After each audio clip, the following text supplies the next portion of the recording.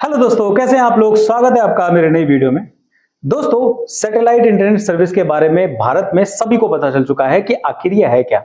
और इस satellite internet service को लॉन्च करने के लिए स्टारलिंक से लगा करके अमेजॉन, जियो, एयरटेल, वोडाफोन सारी कंपनीज रेस में लगी हुई हैं और हर एक कंपनी चाह रही है कि सैटेलाइट इंटरनेट को भारत में सबसे पहले वो लेकर के आ जाए, क्योंकि सैटेलाइट इंटरनेट का जो फ्यूचर है वो बहुत स्ट्रांग है और बहुत ही भयंकर तरीके से उनको यूजर्स मिलने वाले इंडिया में, ये सभी को पता है।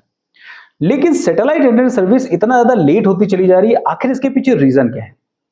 वो रीजन आज मैं आपको इस वीडियो में बताता हूं और साथ में ये भी बताने वाला हूं कि डीओटी ने आखिर कौन कौन से ऐसे नियम बना दिए हैं सैटेलाइट इंटरनेट सर्विस को लेकर के, जिसको लेकर के सारी कंपनीज उन रूल्स को फॉलो ही नहीं कर पा रही, उन रूल्स को पूरी तरीके से अपनी कंपनी में अप्लाई ही नहीं कर पा रही है और सैटेलाइट इंटरनेट सर्विस उतना ज्यादा डिले होती चली जा रही है। इन रूल्स के बनाने के पीछे डीओटी का रीजन क्या है, चलिए आपको कंप्लीट डिटेल बताता हूं इस वीडियो में और ये भी बताता हूं कि कब तक सैटेलाइट सर्विस इंडिया में लॉन्च भी हो सकती है।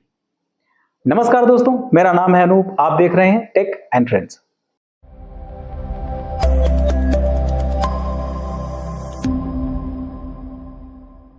सबसे पहले तो बात यह है कि इस सैटेलाइट सर्विस के जो रेस है, जो यहां पे लाने के लिए जो कंपनीज हैं, उनमें कौन कौन सी कंपनीज हैं जो बहुत ज्यादा कोशिश कर रही हैं कि यहां पे उनकी सैटेलाइट सर्विस आ जाए। चलिए इस पर बात करते हैं। इसमें सबसे पहले एयरटेल, जो कि अपनी सैटेलाइट सर्विस को लाना चाहती है। जियो, वो भी अपनी सैटेलाइट सर्विस को लाना चाहती है। अमेजॉन भी अपनी सर्विस को यहां पे लाना चाहता है और साथ में जो पूरे वर्ल्ड में सबसे ज्यादा फेमस है स्टारलिंक, वो भी अपनी सैटेलाइट सर्विस को यहां पे लॉन्च करना चाहता है। लेकिन यहां के कड़े जो नियम है उनकी वजह से ऐसा नहीं हो पा रहा है। इसके पीछे सबसे बड़ा रीजन जो है, जो डीओटी का है, वो ये है हमारे पड़ोसी मुल्क यानी पाकिस्तान और चाइना के साथ में जो हमारे संबंध हैं वो बहुत अच्छे हैं नहीं, और जो सैटेलाइट सर्विस है वो कहीं पर भी एक जगह पे बंद के नहीं रहती है। अब ये जो नियम बनाए गए हैं, इन नियमों पे सबसे ज्यादा जो असर पड़ रहा है वो स्टारलिंक कंपनी को पड़ रहा है। स्टारलिंक कंपनी एक्चुअली रूल्स और रेगुलेशंस में अपनी तरीके से काम करती है, ये सभी को पता है। वर्ल्ड वाइड उसने बहुत सारे देशों में अपनी सर्विस को दे रखा है और वो अपने ही हिसाब से सारे काम करती है। लेकिन जो रूल्स हैं उनको यहाँ पे फॉलो करना स्टारलिंक के नियमों के खिलाफ लगता है।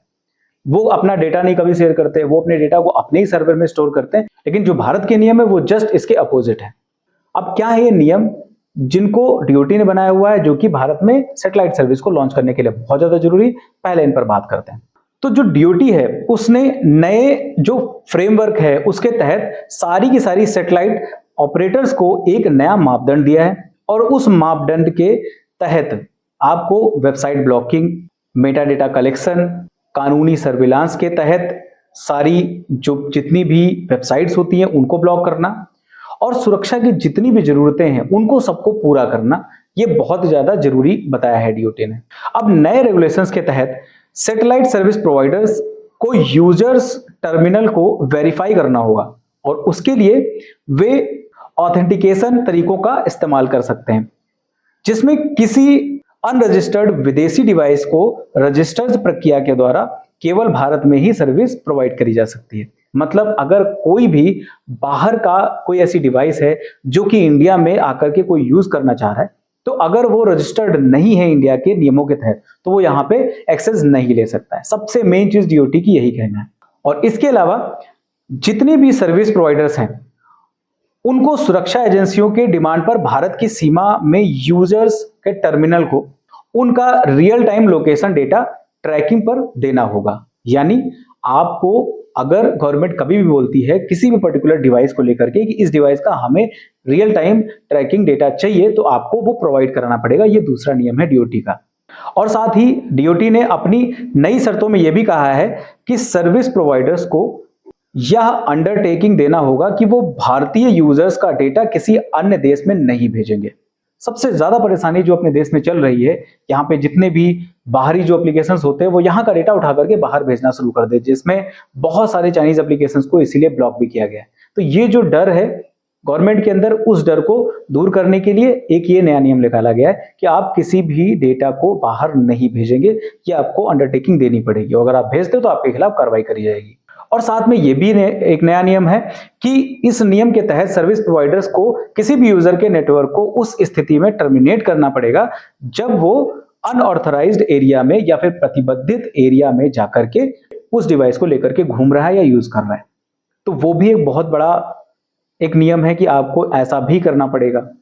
उसी के साथ में जो पांचवा सबसे बड़ा नियम है वो ये है कि दूरसंचार विभाग ने सारे सर्विस प्रोवाइडर्स के लिए भारत के अंतरराष्ट्रीय सीमा के 50 किलोमीटर के दायरे में स्पेशल सर्विलांस जोन बनाने का प्रावधान रखा है। और ये जो सबसे बड़ा नियम है जिसके तहत सारी सैटेलाइट कंपनीज पूरी तरीके से प्रतिबद्धित हो जाती हैं गवर्नमेंट के अंडर में, यानी गवर्नमेंट के हिसाब से ही आपको सारी सर्विसेज को प्रोवाइड कराना पड़ेगा। जब गवर्नमेंट जैसे चाहेगी वैसे आपसे सर्विस ले सकती है, आपसे सारे डेटा ले सकती है, आपको सारे दिशा निर्देश दे सकती है और आप उसी के ही हिसाब से काम करोगे।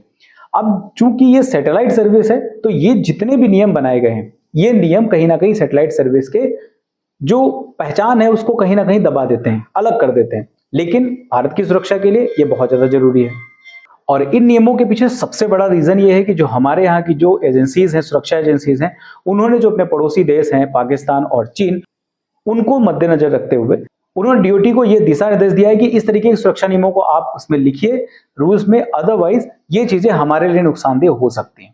अब सबसे बड़ी बात है यहाँ पे स्टारलिंक की, जो कि वर्ल्ड वाइड सबसे बड़ी कंपनी है और इसको लेकर के बहुत सारे लोगों ने वेट भी किया इंडिया में कि स्टारलिंक कंपनी अगर आ जाती है तो रूरल एरियाज में बहुत ज्यादा जो है डीप ऐसे एरिया जहां पे कोई भी टेलीकॉम सर्विस नहीं पहुंच पा रही, वहां पे इंटरनेट की सुविधा मिल सकती है। लेकिन अब जब भारत की जो ये नए नियम है इसकी वजह से स्टारलिंक सर्विस को यहाँ पे शुरू करना बहुत ज्यादा डिले होता चला जा रहा है और एलॉन मस्क के लिए इन सारे नियमों को पालन करना भी बहुत ज्यादा मुश्किल होता चला जा रहा है। तो अभी फिलहाल ये कुछ नहीं कहा जा सकता है कि कब तक ये सर्विस शुरू होगी, लेकिन डीओटी का ये कहना है कि जैसे ही ये सारे नियमों को कोई भी कंपनी मान लेती है पूरी तरीके से, हम उसकी सैटेलाइट सर्विस को यहाँ पे लॉन्च करने के लिए पूरी तरीके से आदेश दे देंगे और वो आराम से अपनी सैटेलाइट सर्विस को शुरू कर सकता है। अब देखते हैं कि ये सारे नियमों को सबसे पहले कौन सी कंपनी मानती है और कौन सी कंपनी सबसे पहले यहाँ पे अपनी सैटेलाइट सर्विस को लेकर के आती है। फिलहाल ये नियम आपको कैसे लगते हैं? क्या आपको लगता है कि ये नियम सैटेलाइट सर्विस में बहुत ज्यादा जरूरी है, ऐसे नियमों को यहाँ पे रखना चाहिए या फिर नहीं? अपनी राय जरूर बताइएगा। और आपको क्या लगता है कि कौन सी कंपनी सबसे पहले यहाँ पे अपनी सैटेलाइट सर्विस को लेकर के आएगी? अगर आपको ये खबर अच्छी लगी है, अगर आपको वीडियो अच्छी लगी है तो वीडियो को लाइक कर दीजिएगा, अपने दोस्तों तक भी शेयर कर दीजिएगा ताकि उन तक ये सारी जानकारी पहुंच जाए। और अगर आप मेरे चैनल पर नए हो तो मेरे चैनल को सब्सक्राइब भी कर लीजिएगा, क्योंकि इस तरीके की बेहतरीन वीडियोस मैं आपके लिए लेके आता रहता हूं और आगे भी लाता रहूंगा। फिलहाल के लिए इस वीडियो में इतना ही, मिलते किसी दूसरी वीडियो में किसी अच्छे से टेक और ट्रेंडिंग टॉपिक के साथ। तब तक के लिए नमस्कार।